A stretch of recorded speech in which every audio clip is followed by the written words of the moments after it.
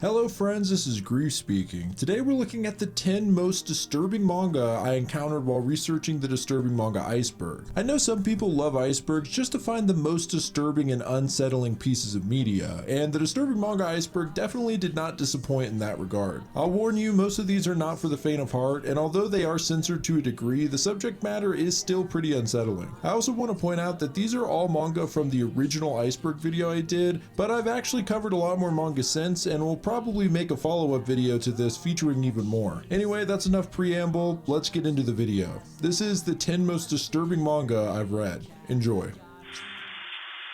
Paranoia Star.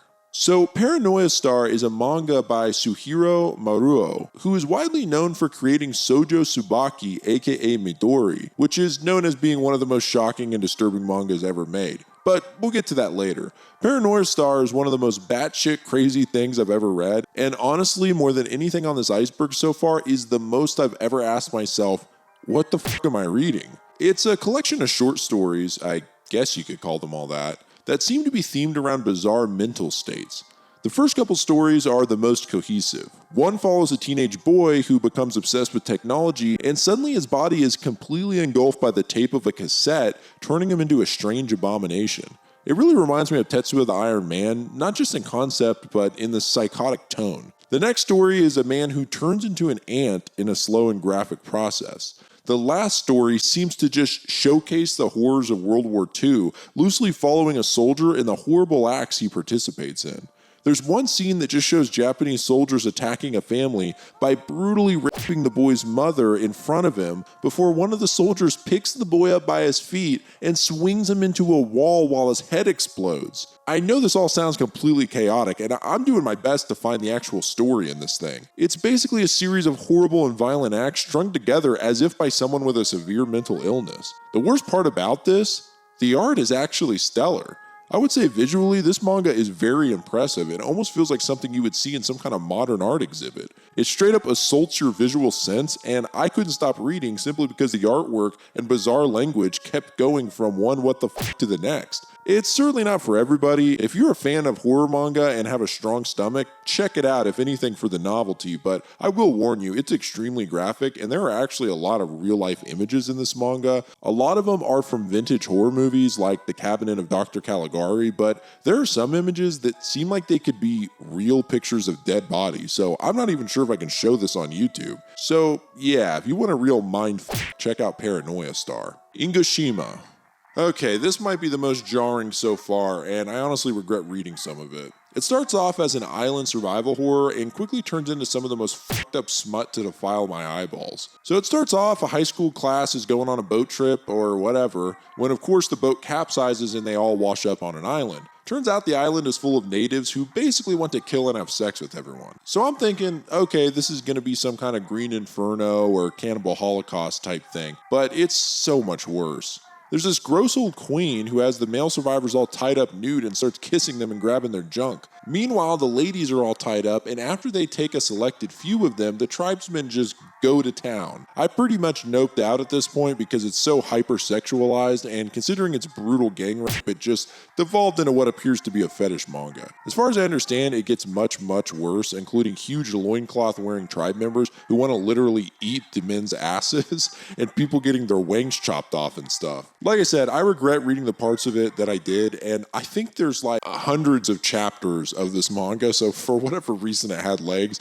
and kept going. 17 Sai. So 17 Sai is sort of notorious as it's a manga based on the real-life case of Junko Furuta, which may be familiar to some of you, but just a brief summary. Junko was a beloved high school student who was kidnapped by a group of teen boys and subsequently raped, tortured, and eventually killed. In the realm of true crime, this is a particularly rough one, so it's become somewhat popular to cover. And along with its popularity has come some questionable media inspired by it, which leads us to 17 Sai. In some areas, it's directly taking from the Junko case, but in other ways, it's very different. Like, a large part of this manga is the fact that the kidnapped girl has a twin sister that is desperately trying to find her, whereas Junko had no twin. Where it really takes from the real-life story is the way the girl's treated. She's confined to a room where she's taken advantage of by multiple men, beaten, and starved. One particular scene shows the girl being burned with lighter fluid, which of course happened in the real life case and is pretty brutal. You get the idea at this point, and I think it's worth noting that this manga is pretty controversial for obvious reasons. A lot of people think it's messed up for the author to make entertainment out of a horrifying life event. One of the differences between the story and real life is that in the comic, the girl actually survives the events, whereas Junko did not. Which you could make the argument that the author was trying to tell an alternate story that had a happy ending. I haven't seen any interviews with the author, so who knows, he could be a real dirtbag for all I know, but it just brings up the age-old question of, where's the line? For instance, if it's immoral to make entertainment based off of real-life victims of horrible crimes, then Law & Order Special Victims Unit is a horrible offender, and it's one of the most popular shows on TV. It's an interesting thing to think about, but anyway, I've gotten way off course here. Let's move on. Shoujo Tsubaki. Shoujo Tsubaki, aka Midori, is a manga and anime film that's regarded by many as one of the most disturbing mangas ever made and has been banned in many countries. But let's just dive into the story. Midori is a young girl whose parents die. Now that her parents are dead, she has no place to go and ends up staying with a circus troupe. Most of the manga after this follows Midori being both physically and sexually abused by the circus performers. The fact that she's an underage girl makes a lot of this particularly messed up, and it's not a shock as to why this was banned so heavily. Midori is just ridiculed and degraded and straight up raped. I mean, there's no other way to say it. Eventually, a magician arrives at the circus, and it turns out that the dude has actual magical powers. He ends up falling in love with Midori and marrying her. There's a lot of creepy stuff here because they're like smooching and making out and stuff, and keep in mind that Midori is 12 years old, so yuck. Besides the gross pedo stuff, there's a ton of gore in this film. There's just a lot of detailed body horror kind of stuff and graphic imagery. One part just straight up shows the magician killing a ton of people in grotesque ways by having their bodies deformed and exploding. This scene includes showing kids die, just so you know. Probably the most disturbing scene is when Midori finds some adorable loving puppies and one of the circus performers picks one up, smashes it into the ground, and then stomps on it so that its guts and brains explode out of its body. Later that night they eat stew and she reveals that it's dog meat from the puppy she killed. Of course, this is after everyone eats it, including Midori. It's altogether just really strange and violent. I can't even really get into all the story details because it gets to the point where it's sort of hard to follow. It's one of those mangas where people have different interpretations of it and even theories as to what it all means, especially regarding the confusing ending. A lot of the reviews I've seen tend to criticize it for just being needless exploitation, and there isn't much of a plot or story to follow, while others defend it as a work of art, but I don't know, you can be the judge, I guess. Ichi the Killer. Oh boy, Ichi the Killer's a real doozy. Not in a bad way, but just in a really messed up way. It follows Ichi, a young man who's manipulated by his uncle, a gang member, into killing people. As Ichi cuts people into bits with his dope-ass metal boots, there is a Yakuza member named Kakihara who's attempting to track him down. That's the basic idea, and we'll get back to some more story elements in a second, but let's take a moment to cover some of the insane violence in this manga. I already mentioned that Ichi has a tendency to go psycho and slice people into pieces, including one great sequence where he slices a guy's face off. But Ichi's form of violence is more straightforward. Kakihara is a straight up sadist who tortures and injures people in horribly brutal ways that are just hard to look at. At one point he has a man naked and suspended in the air by hooks, and he begins to pour hot oil onto his back, face, and well, it's pretty bad, let's just say that. He also enjoys stabbing people with needles. It's kind of his signature move. It's worth noting that Kakihara has a Glasgow smile, but unlike the Joker, his is unhealed and literally kept together by piercings through his lips. At one point, a guy pulls the piercings out of his face, ripping his lips open. Kakihara retaliates by stabbing a needle through the guy's cheeks and yanking it out, ripping the guy's face completely open. Yeah, Kakihara is one ruthless psycho. He even cuts part of his tongue off at one point. There's so many moments like that, I could go on forever, but you get the idea. So yeah, the blood, gore, and torture are bad, but surprisingly it's not the most unsettling part of this manga. So Kakihara obviously has a thing for torture, not just on others, but on himself, and he actually gets sexually aroused by pain. And so does Ichi. So basically, Ichi gets aroused every time he kills people or even watches people being injured or killed. In fact, he jerks off after his killing sprees. It kind of sucks because you actually sympathize with him and he's a really badass character other than this element, which just makes you cringe. I'll give you an example that to me was one of the most fucked up moments in the whole thing, and probably on the iceberg so far. Ichi often goes to a prostitute who he develops feelings for. This prostitute is abused by her partner, and Ichi decides he's going to kill the guy. Well, he shows up to their house one night and witnesses the abuse firsthand as the guy beats the living hell out of her and then begins to use her for the dirty deed. So what does Ichi do? Does he go in and take the dude out? No. Ichi watches through the window and beats off. Obviously, Ichi has major issues, and you find out why through flashback sequences, but man, that kind of stuff is just hard to stomach. So Kakihara and Ichi play this game of cat and mouse as Ichi continues killing for his uncle and Kakihara tracks him down. It is one of the most wild mangas I've ever read, but I can't say it's not gripping. Bizarre Crime Division Marusai. This is one of the darkest on the list. It follows various detectives within a special unit who look into cases involving sex-related crimes. So each chapter tells a different story, usually through flashbacks recounting the crimes. The first story is about a secret group of men who are into necrophilia. That is, they want to have sex with corpses. So they hire a woman to take drugs that cause her body to fall into a death-like coma, and then they have their way with her. It's really disturbing, obviously, and even more messed up is that they present the whole thing as a funeral with a casket and everything, and it gets worse. It gets much, much worse. So during these heinous acts, she ends up actually dying, and the absolute sickos decide to just continue with the now real dead body, finishing off by pissing into the open casket. Nice. In another story, a young newlywed couple volunteered to take part in an experiment testing out an underground shelter. They end up getting trapped inside after an accident which caused half of the shelter to flood. To top it all off, the woman becomes pregnant while trapped inside. Fast forward 7 months later as the detective attempts to rescue them, and when they eventually do, the wife emerges from the shelter completely nude. Having gone mad, she killed and ate her husband, and she also shoved one of his bones up her...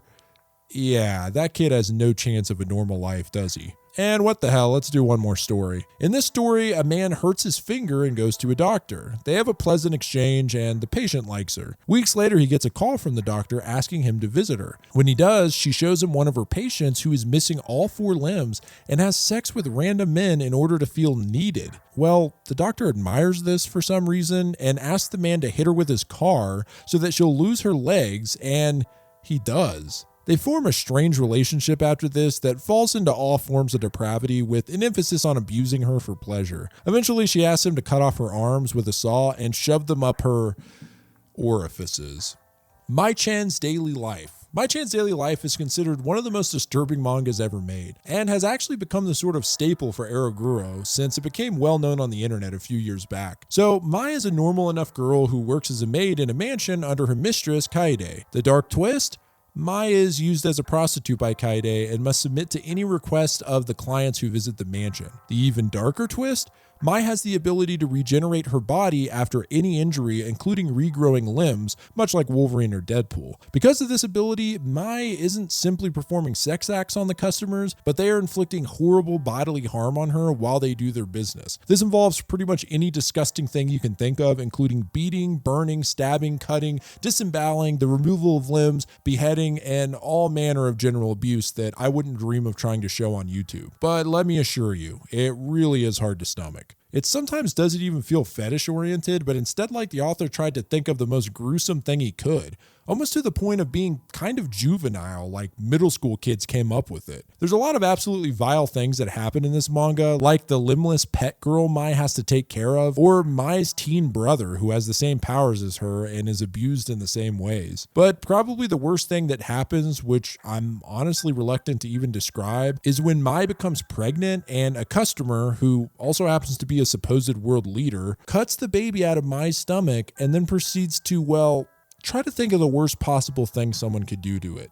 He does that. Remember when I said that it sometimes feels like edgy middle school kids came up with some of these ideas? Well, the world leader takes the baby and literally makes a baby in a blender joke while putting it in an actual blender. Keep in mind, this is all done to Mai's baby. Kaede actually puts a stop to the man by stabbing him in the head. Fast forward into the near future, and we see Kaede approach Mai, asking her to prepare for more clients. I mean, I thought at least Kaede would have a change of heart or something after she had to kill a client, but no, it literally ends with them just going back into it. Yeah, you know when people say this isn't for the faint of heart? This isn't for the strong of heart. Hell, I don't know who this is for. Comedy Station Massacre. This one is really hard to explain, mostly because it hasn't been translated into English. It's, as far as I can tell, just a series of strange and disturbing sequences that all show people either having sex or being involved in strange sexual acts. There's a weird theme, which is that everything seems to be sports related, especially Olympic style events. One sequence, a man is about to get it on with a girl, and when he takes off his pants, he has a baseball bat and baseballs for genitals, which, don't worry, he still utilizes. I can't tell if this is just a sick joke or what. I mean, it's highly disturbing, but at the same time, you almost laugh in shock because of what's going on. Like a scene where we see several Olympic events where girls are timed on how long they can lift a weight, which they're lifting using their butts. There's also one where they do hurdles, but the hurdles have spikes on top, which you can imagine has disastrous results. It's bizarre and terrible. I mean, I don't know what else to say about it. Applicant for Death. Applicant for Death has a really messed up premise. Essentially, each chapter follows a different applicant. The applicants are people who have truly disturbing kinks. And kinks is putting it lightly, but basically they want to die while having sex. There's a service that will fulfill this request so long as they can film it, presumably for sale. I didn't get too far into this one. What can I say? It's horrible. But the first chapter features a girl who gets turned on by heads exploding, and oh god, it gets worse. She realized this was the case after watching footage of the JFK assassination. Yeah, I don't even have words. So there's a woman who basically assists the people in these acts, and she goes through a specific process so that she can shoot the girl in the head without killing her so that she can enjoy the experience. It's one of the most messed up things I've seen in this entire iceberg, and I think I lost yet another part of my soul. Keiramono Tachi no Jikan, which translates to Time of the Beast. This manga takes no time to just jump right into the story. In the opening sequence, a pop star, Airi, wakes up in a man's house. The man proposes to her as soon as she awakes. He then explains that he works at the grocery store that Airi shops at. He followed her home and beat her on the head with a wrench before kidnapping her. We also learn that the kidnapper, named Hiro, has been stalking her for months, even stealing her garbage and keeping some of her old clothes. Unfortunately, that's not the only thing he collects. He has dozens of her used pads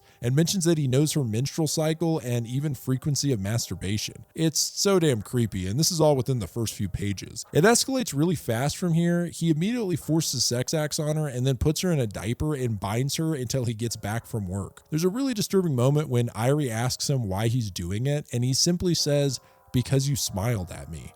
Him saying this with that creepy ass smile is haunting. When she resists him, he beats the hell out of her and forces her to eat out of a dog bowl, which he covers with his own bodily fluid. So she decides she's going to try and play along until she can escape. This is really hard to read though, as she has to pretend to enjoy pleasing him, and it's all weirder that he talks to her in the third person like she's a pet.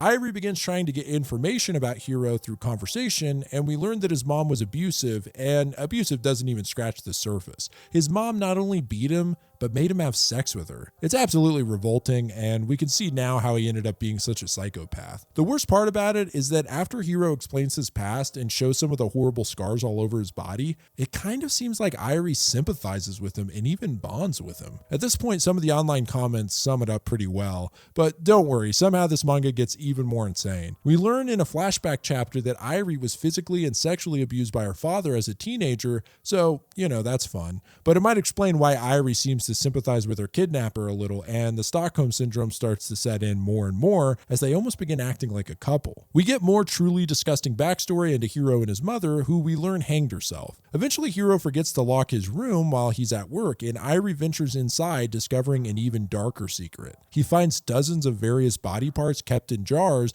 along with pictures of tortured and dead women. Apparently, Hiro has kidnapped many girls in the past. Of course, while Airi has the disturbing realization, Hiro shows up and catches her before brandishing a large blade and declaring he's going to finally kill her. This turns into a suspenseful game of hide and seek, while Hiro explains he's kidnapped many women in the past, from high school girls to housewives. He even mentions kidnapping pregnant women because it turns him on. Ah man, what the hell? He ends up catching Airi and tying her to a chair, and then declares he's going to chop off her limbs and make her into a human stick that walks around like a dog and depends solely on him to take care of her. He does all of this while pulling off her fingernails with pliers. Luckily, Airi escapes using a box knife and hides in the woods. Unfortunately, Hiro finds her, but she turns the table by slicing him in the crotch and tying him up now. When we jump ahead to what seems like sometime in the future, Airi seems to be coming home to her apartment, apologizing for being late, and who is she talking to? Well, she opens up her closet to reveal Hiro, only his limbs are chopped off and he's wearing a diaper and a collar. She feeds him and lovingly calls him her pet. The manga actually continues after this, and the story evolves in a weird way with another time jump where Airi is now married and she and her husband both try to manage taking care of Hiro as a pet while trying to live their normal lives. It's kind of whack, and it should have just ended with the reveal of Hiro as a stick person, in my opinion. So there you have it. As I said, I'll probably make a second video at some point because I found a lot more messed up manga since I originally made the Iceberg. And for anyone wondering, I'll also eventually make more videos covering new horror manga that I found as well. Shout out to my patrons, Naomi Romero, Soma, Krusty the Crab, One Group, Laz Wishgender, Glimmering Haster, Hunter Piva, Heather M, Creepypasta Cube, A Slightly Bigger Ant, Ricky Shadow, Chase Middleton, Sean Cohey, Matt Rozak, Glenn Bridges, Steamboat Millie, The Beast Llama, Holy Ears, Nat 007, and Andrew Valencia. You guys are awesome. Thank you so much for supporting the channel. If you want a shout out like that at the end of every video, as well as bonus content, consider becoming a patron. The link is below. But I appreciate you guys watching at all, so thank you. This is Grief speaking. Goodbye, friends. I can't reach his